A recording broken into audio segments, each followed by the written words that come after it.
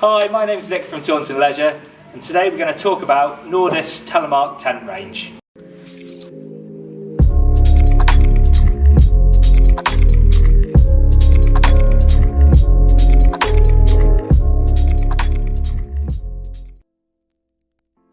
So if you don't know anything about Nordisk, they've been around for over 100 years now, and they developed their range out of making down sleeping bags back in the 1940s.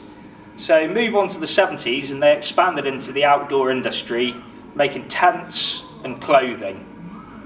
Fast forward 35 years and the Telemark tent range was born in 2013. So back in 2013, when the Telemarks were first introduced, they were the lightest tents on the market, using great fabrics, great quality components, and with a great design. They provided a brilliant pack size and amazing space inside the tent. So 8 years on, what's changed with the Telemark range? Well, it's a pretty small range. It comprises 3 tents: the Telemark 1, the Telemark 2 and the Telemark 2.2. They all share the same fabrics, poles and construction, so the only real differences are the pack sizes and the weights. So as you can see, these tents are incredibly compact. The pack size is quite frankly crazy. When you look at them in comparison to something like this MSR Elixir 2, they are absolutely tiny. There really is no comparison. So yeah, amazing on that front. If you actually look at the pack sizes of all 3 tents, it's kind of difficult to actually see the difference in the size, and that's because they're very close in weight, so therefore the pack size will be very similar. The Telemark 1 is 830 grams, the Telemark 2 is 950 grams, and the Telemark 2.2 is 1010 grams.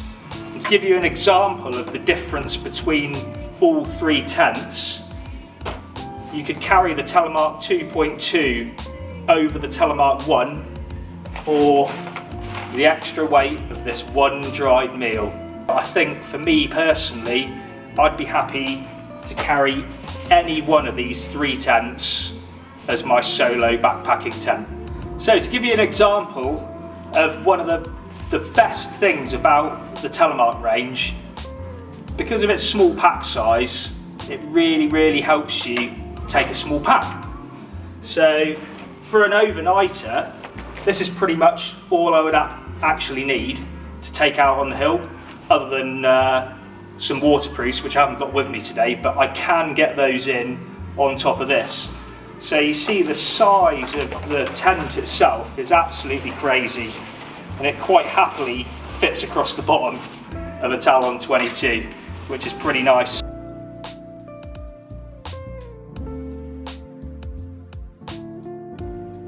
So yeah, it's amazing what you can do with lightweight gear to get it all in a small pack. So, what's in the bag? Well, with all the Telemark tents, you actually get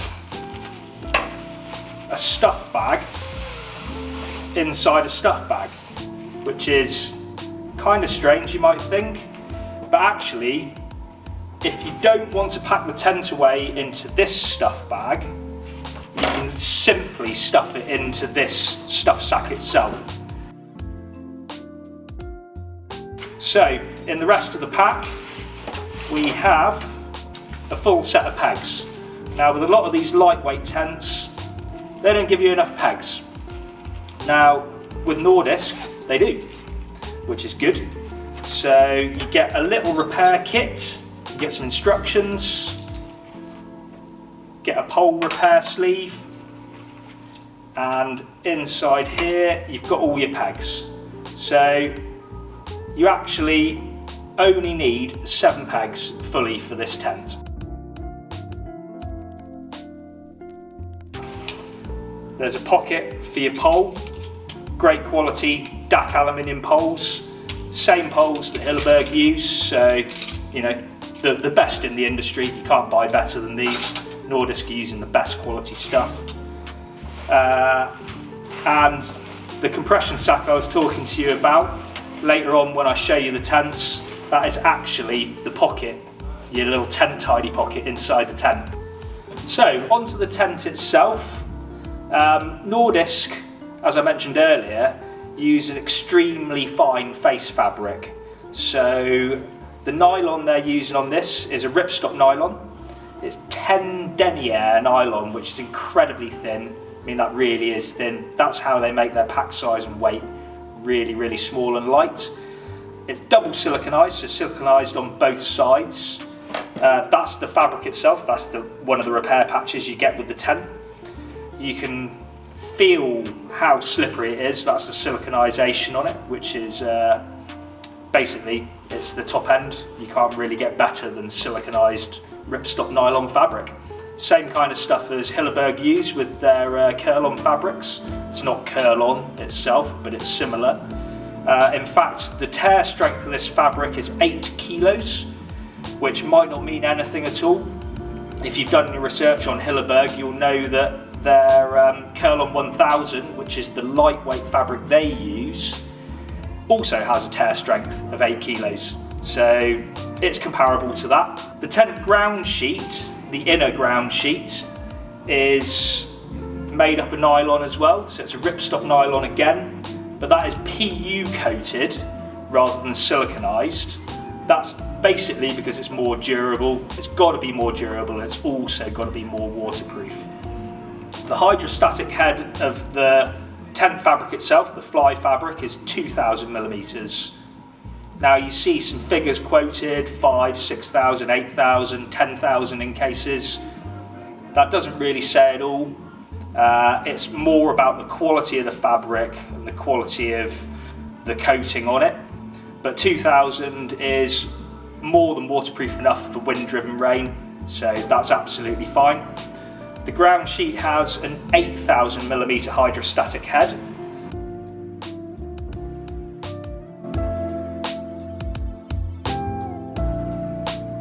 So, if you watch the time-lapse footage, you'll have seen me pitching all 3 tents. I made it look pretty easy, I reckon, and in fact it is incredibly easy. These tents really are really quick and really easy to pitch.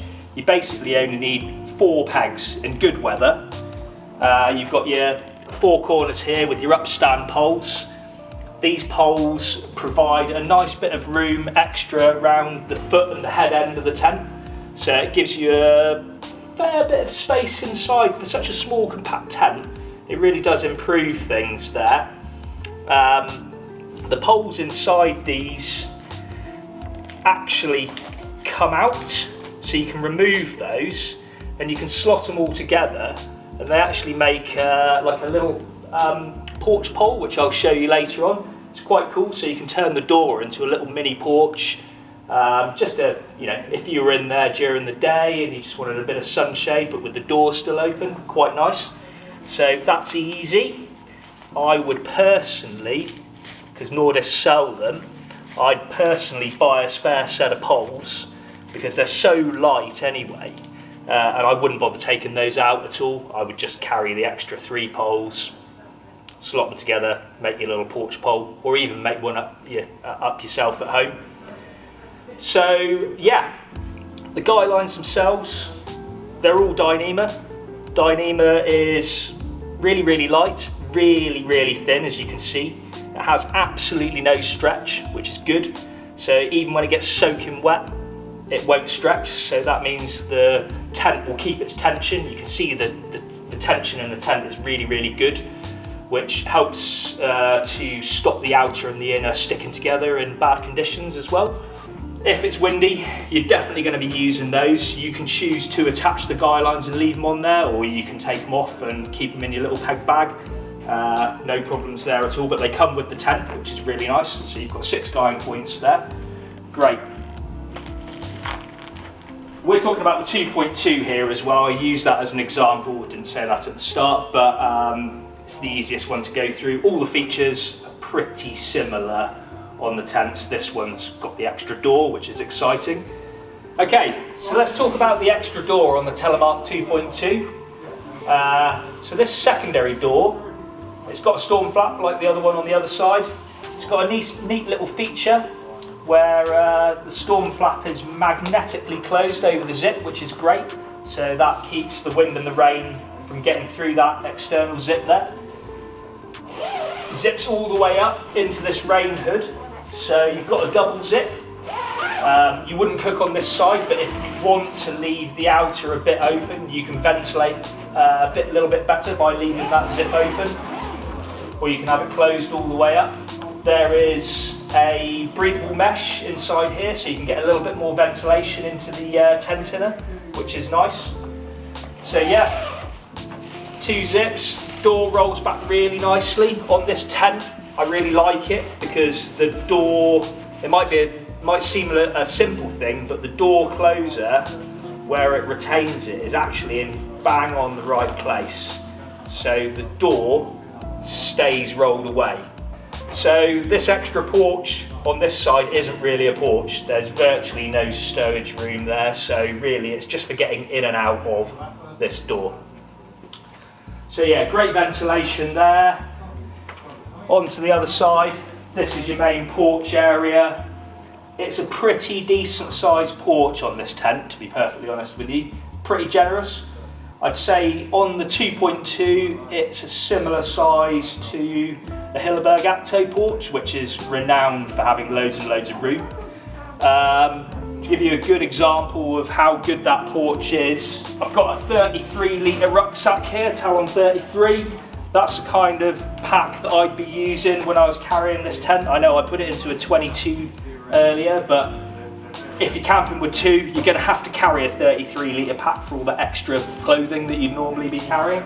But loads and loads of room in that porch area for that 33 litre pack.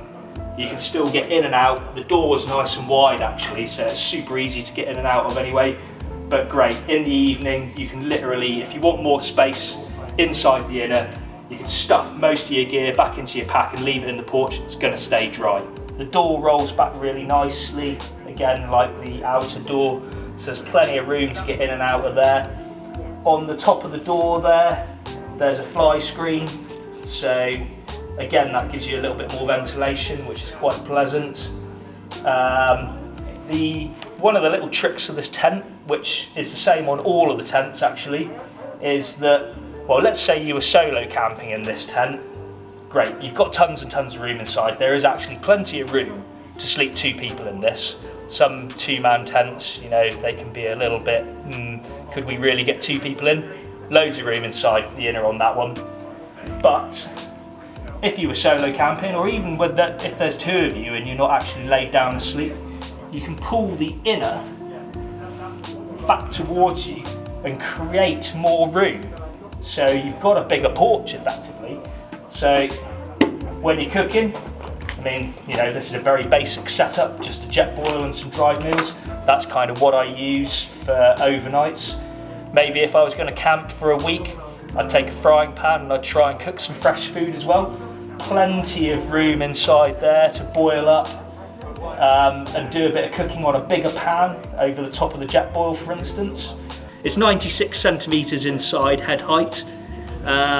So actually, that's not too bad. So let's sum up the Telemark range. Only 3 tents, 1, 2, 2.2. If I was going to buy one of these tents, even for solo backpacking, I think I'd probably buy the 2.2 because I absolutely love the fact it's got 2 doors. Find that really, really versatile. Your hardcore solo backpacker, I think they're always going to buy the 1. And that's simply because it saves you 180 grams in weight, although the pack size is a little bit smaller as well. And maybe you would buy the 2 if you just wanted that extra room inside, because obviously the inner is a little bit bigger as well, so that's pretty good. But yeah, they're versatile tents, all of them, super small pack size, lightweight, great quality. I'd buy any of them.